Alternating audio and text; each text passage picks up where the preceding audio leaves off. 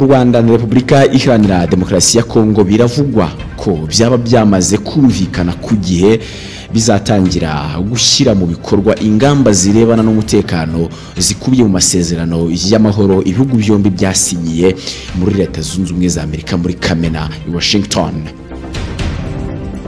Amakuru noneho mfite avuga ko byombi byumvikanyeho ko bishobora kuba byumvikanyeho ko inama yahuje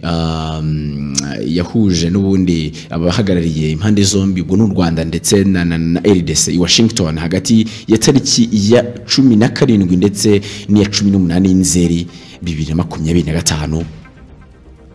Iryo tangazo rihuriweho ngo n'ibihugu byombi ariko ko ngo ryanasobanuwe n'ibihugu bya Leta Zunze Ubumwe za Amerika, Qatar, Togo ndetse n'umuryango wa Afrika Yunze Ubumwe.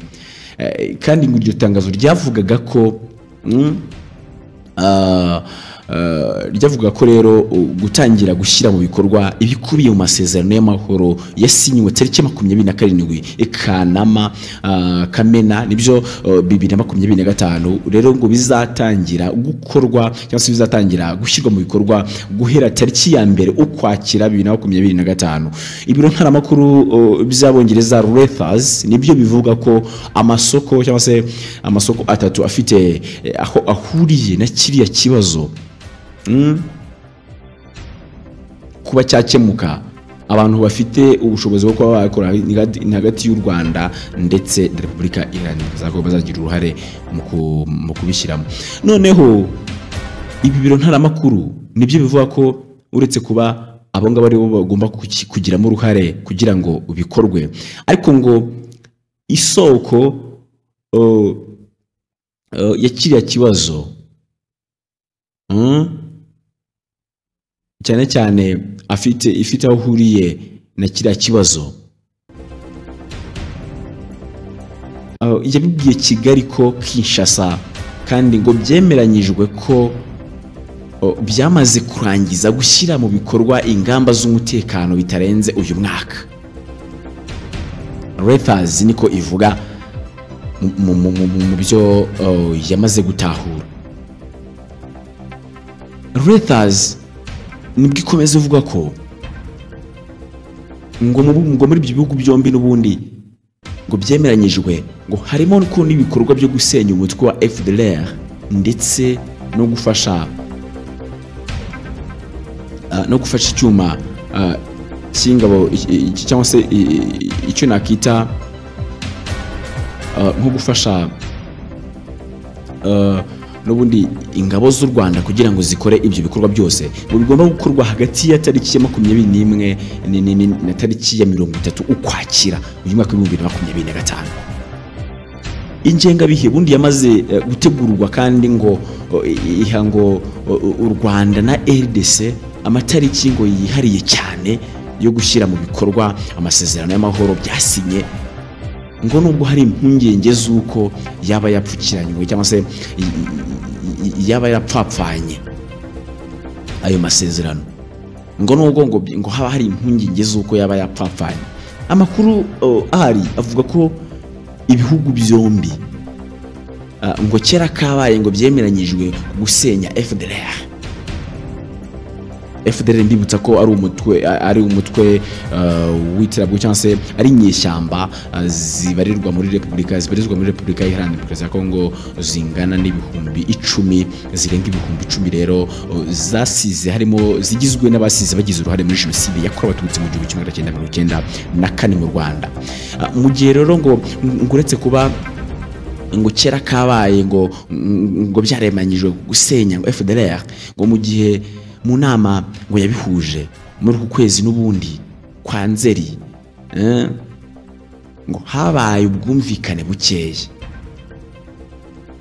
ngo n'ubwumvikane ngo bushingiye ngo kubijyanye ngo nicyo M23 ari cyo ngo n'umubano n'u Rwanda ngo rufitanye nayo, ngo ndetse ngo no mu mubare w'abagize FDLR ntago bumvikanaga.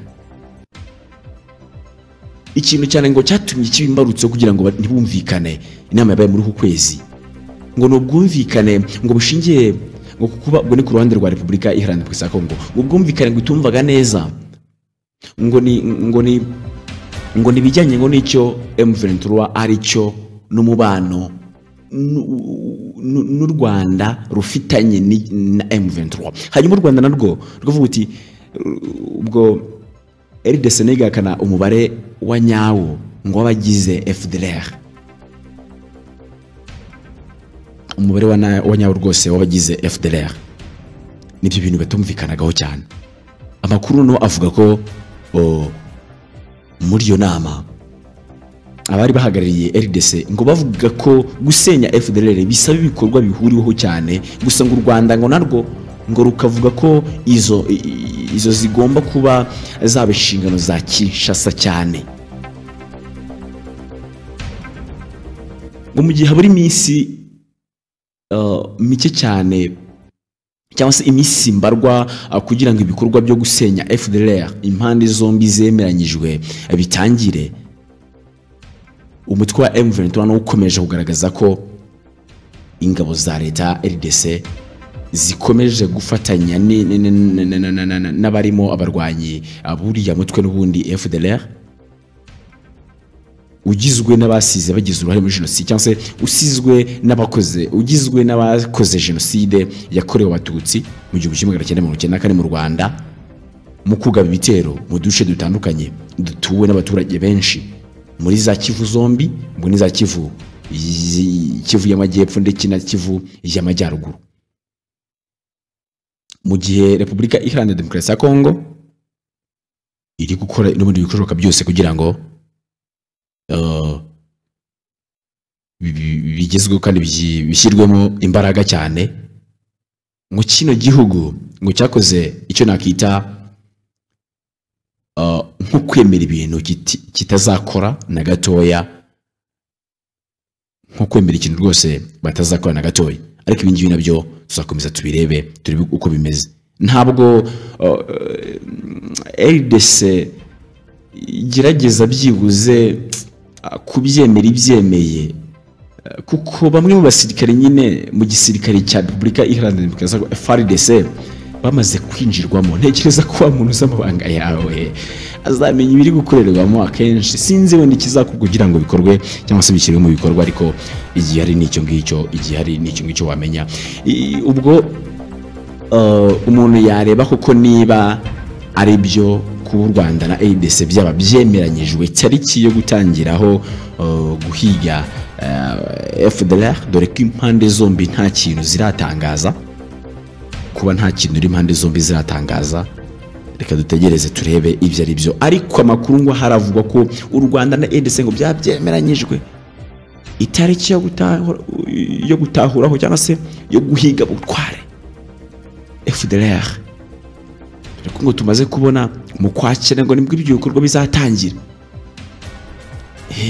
Ngo niko byose ibyo bikorwa bizatangira yo gutangira gutahura FDLR. Ibyo bikorwa bigomba gutangira tariki 21 n'iya 30 Kwakira. Uyu mwaka wa 2025, uyu mwaka wa 2025 ugomba kurangira FDLR iranduwe burundu. Nibyo se? Okay, good. Nibyo rero wamenya kuri M23 ndetse ibyigaragaza ku bijyanye no kuba n'ubundi nubwo bashaka kwitahura ariko ifatanye na leta kwica abaturage cyangwa se kwica abasivili. Yego, nibyo wamenya muri kano kanya. Muri rusange birumvikana ko rero ari ibyo ngibyo, ariko ntabwo ngira ngo n'ubundi tujye kure y'ibyo tuganiraho. N'ubundi amakuru yo nzakomeza njye nyabaha yo muri Repubulika Iharanira Demokarasi ya Kongo ibya bihari biba biri kuvugwa. Biba biri kuvugwa rwose. Ejo bundi nanabonye abadepite 173 baranze kuvugura amasezerano yo kuba indahemuka kuri Kisekedi. Ibi nabyo hari icyo bisobanuye. Ibi rukumva hari icyo bisobanuye. niba ushobora kumbwira ngo ntabwo uzampemukira ntusubize yego cyangwa oya, amahirwe menshi nuko uzampemukira. Ndabizi ko nabo abangaba bagera ku 173 bazi ukuri kwabyo, ariko bashaka gukomeza kwirira amafaranga. Ntago azabazwa abo ko bazabazwa umuyobozi yabaha kuhemukira abaturage, dore ko bitabe bivugwa amatara abadepite, ubwo n'ubuyobozi bubi nyine bahabwa others under the authority. Ariko igihari wamenya nyine nuko abadepite 173 rero banze kuvugura amasezerano yo kuba indahemuka kuri Kisekedi. Ibi rero ni byabaye tariki 24 Nzeri 2025 abo umunyamabanga mukuru w'ihuriro n'ubundi riri ku butegetsi